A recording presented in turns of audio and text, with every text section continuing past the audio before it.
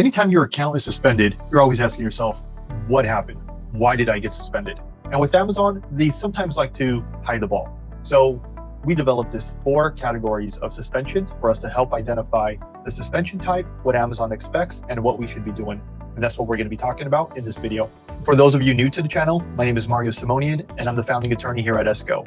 And we help out sellers just like you anytime you're having issues with the marketplace, with competitors, or with intellectual property. So for the first category, we're talking about performance-related suspensions.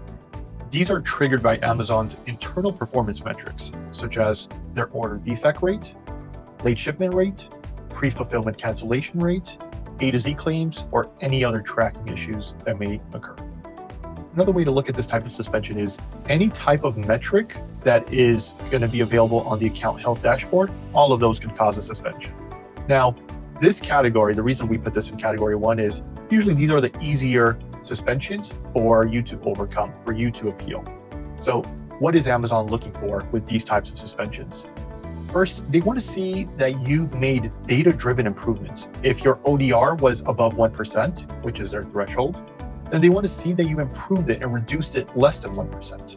If your late shipment rate is above 4%, they want to see improvement there.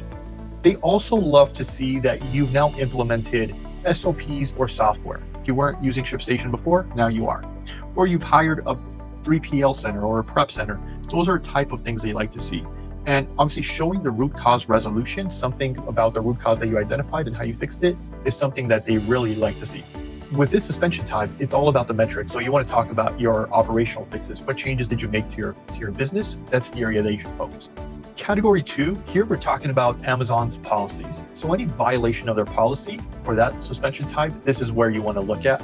And here we're really talking about breaking Amazon selling policies regardless of your performance. So it's got nothing to do with performance anymore. And take a look at improper product bundling or your variation abuse or listing prohibited products, restricted products. Anything that's going to get you suspended in this category has to do with you violating their policies. And something they like to see here is you acknowledging the specific violation. So go ahead and name it. Even if you have to put the policy name, go ahead and do it. But if you're going to be acknowledging it, that means you've already identified it. And that's what Amazon wants to see in their POA. Something else you can add to these appeals is a preventative SOP. If you could go ahead and create an SOP and include that in your POA, you'll be miles ahead of everyone else. So again, this is category number 2, policy violation. Category 3, intellectual property. This now we're getting into a little bit more difficult types of suspensions. This is the area where you may want to consult an IP attorney, such as our law firm. Now, with these type of suspensions, obviously we're talking about you infringing someone else's intellectual property rights, whether it's trademarks, copyrights, or patents. Common things we see here is trademark misuse. For example, you using someone else's brand name in your listing, but you don't own that brand name. Number 2, it could be copyright issues. You took a product photo from somewhere else, and now you're using it in your own images or in your own product listing. And then obviously patent infringement and counterfeit claims. This suspension type is a little bit more serious than the other 2 that we previously discussed.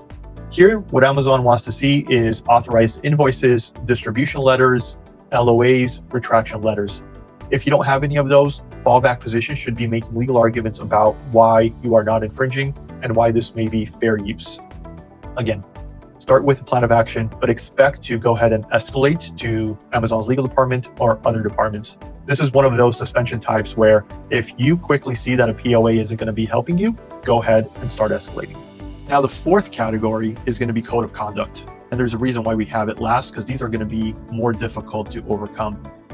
Code of conduct or Section 3 violations, one of the things that makes these super difficult is it's very ambiguous. Amazon could include 3 million different reasons on why they suspended you, but it still falls under category 3 or code of conduct.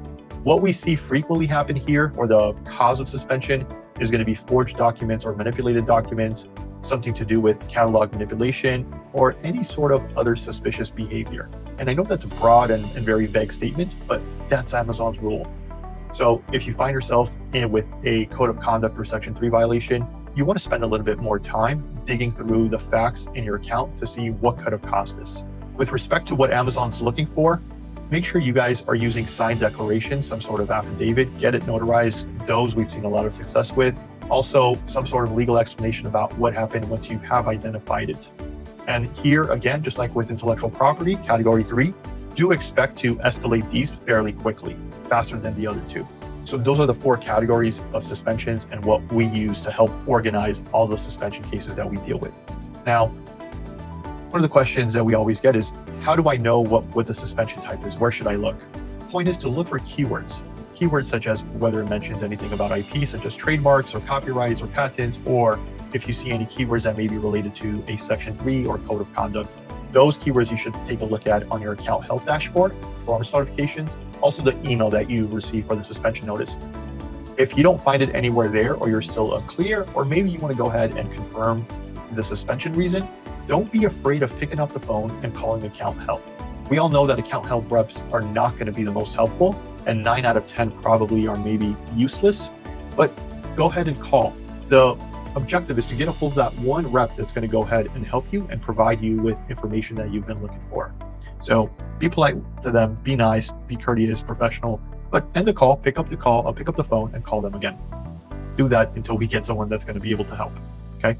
Now, if all of this sounds like it's too much, or you've already tried all of this and it's still not working, go ahead and give us a call. Let's schedule a call and let's talk about your suspension and how we could help you. We'll walk through all the steps and maybe some other paths that we could explore for helping you get back on track. I'll go ahead and leave the link in the comments below, and I look forward to speaking to you soon. Hope you enjoyed the video, and I'll see you guys in the next one. Appreciate it, and thank you.